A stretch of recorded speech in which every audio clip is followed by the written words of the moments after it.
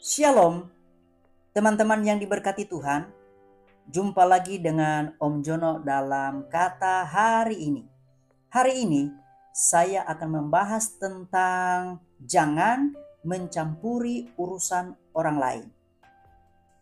Ada sebuah kebiasaan halus yang seringkali menyelinap tanpa kita sadari, sebuah dorongan yang terasa seperti kepedulian, namun sesungguhnya adalah belenggu. Kebiasaan itu adalah mencampuri urusan orang lain. Bukan dalam bentuk intervensi besar, tetapi dalam serpihan-serpihan kecil sehari-hari. Misalnya tentang komentar pakaian seseorang, analisis tentang keputusan karir dari teman kita, atau bisik-bisik yang mengupas drama hubungan yang bahkan tidak kita kenal dekat. Tentu saja ini mengenai orang lain. Hari ini saya berhenti sejenak untuk melakukan kontemplasi mendalam tentang kebiasaan ini. Saya bertanya pada diri sendiri, mengapa kita melakukannya? Dan berapa harga yang harus kita bayar untuk tiket masuk ke dalam kehidupan orang lain? Sebuah refleksi yang membuat saya menemukan dorongan bahwa ada dan seringkali terjadi di dalam kehidupan kita. Yang pertama adalah sebagai pengalihan, distraction. Ini mungkin yang paling umum. Jauh lebih mudah untuk menyoroti retakan di dinding rumah tetangga daripada mengakui bahwa fondasi rumah kita sendiri sedang goyah. Saat kita sibuk mengkritik cara orang lain membesarkan anaknya, kita bisa sejenak lupa akan tantangan dalam keluarga kita sendiri. Saat kita menganalisis kegagalan bisnis orang lain, kita bisa mengabaikan mimpi kita yang terbengkalai. Urusan orang lain menjadi sebuah distraksi yang nyaman. Sebuah tontonan gratis yang membuat kita lupa pada naskah hidup kita yang menuntut untuk ditulis. Yang kedua, ego dan ilusi superioritas. Terkadang ada rasa kepuasan semu saat kita merasa lebih tahu atau lebih benar dengan menempatkan diri sebagai hakim atas pilihan orang lain. Kita secara tidak langsung mengangkat posisi kita sendiri. Kita berpikir, seandainya dia mengikuti caraku, pasti hasilnya lebih baik. Ini adalah bentuk ego yang halus yang membuat kita merasa lebih bijak, lebih berpengalaman, dan lebih unggul. Padahal kita hanya melihat dari sudut pandang kita yang terbatas. Yang ketiga, niat baik yang salah arah.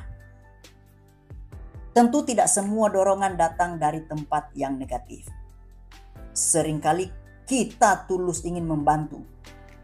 Kita melihat seorang teman mengambil jalan yang menurut kita akan berujung pada kesulitan, dan kita merasa wajib untuk campur tangan. Namun, disinilah batas antara empati dan intervensi menjadi kabur. Kepedulian kita, jika kita disampaikan dengan hati-hati dan tanpa diminta, bisa berubah menjadi pelanggaran terhadap otonomi seseorang. Kita lupa bahwa setiap individu berhak atas perjalanannya sendiri, termasuk hak untuk membuat kesalahan dan belajar darinya. Poin yang kedua, kita akan melihat apa saja sih harga yang harus dibayar ketika kita mencampuri urusan orang lain. Kebiasaan ini meski tampak sepele, tapi memakan biaya yang sangat mahal. Bukan dalam bentuk uang, tetapi dalam bentuk sumber daya kita yang paling berharga. Apakah sumber daya itu? Yang pertama adalah energi mental yang terkuras.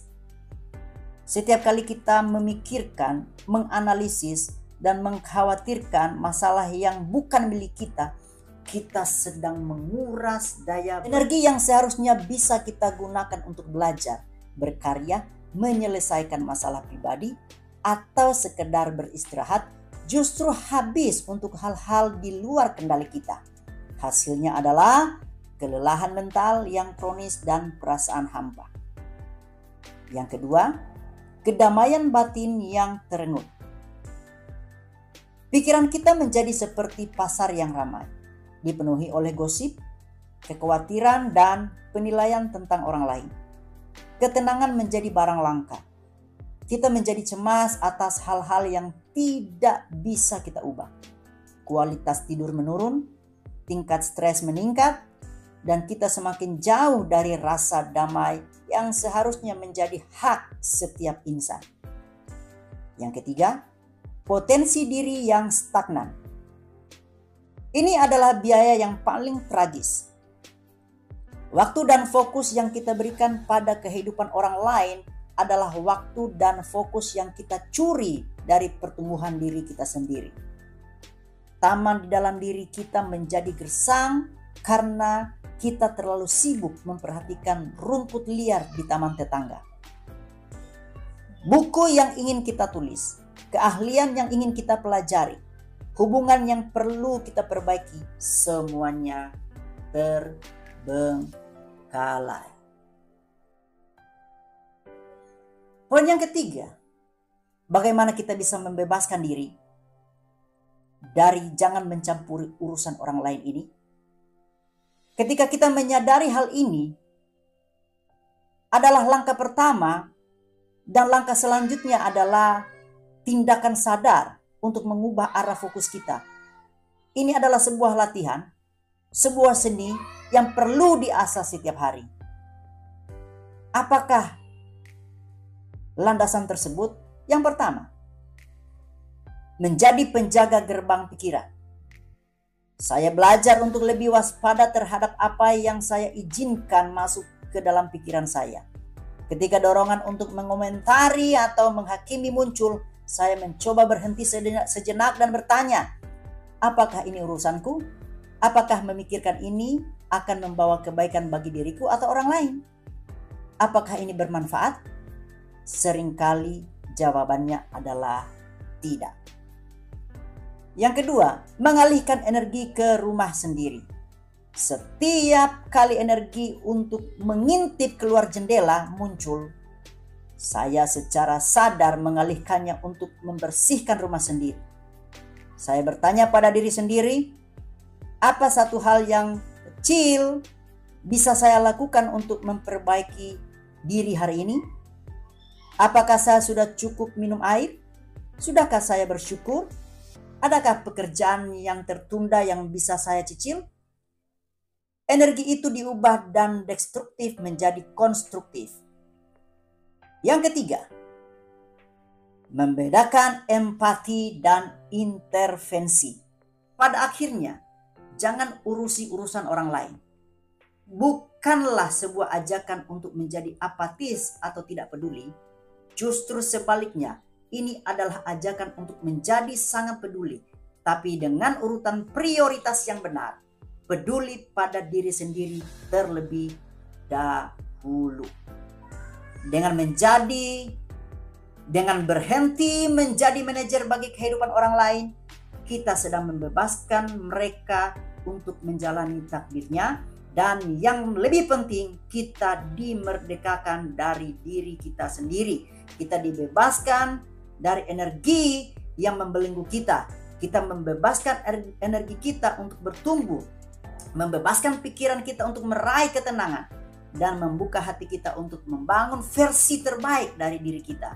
Karena pada akhirnya, mahakarya besar yang kita ciptakan dalam hidup ini adalah diri kita sendiri. Dan sebuah mahakarya membutuhkan fokus penuh dari senimannya.